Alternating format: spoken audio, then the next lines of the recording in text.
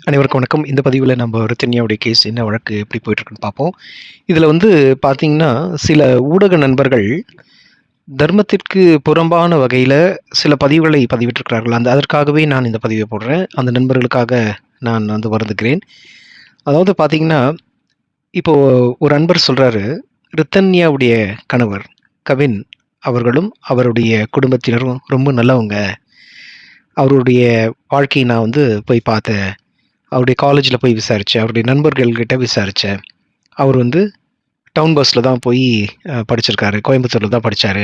4 வருடங்களுக்கு மேல அங்க தான் இருந்தாங்க. அதுக்கப்புறம் தான் இப்ப தான் 4 வருடங்களா திருப்பூர் வந்திருக்காங்க. அப்படின்னு சொல்லிலாம் சில பொய்யான செய்திகளை வந்து பரபரப்பா பேசப்படுகிறது.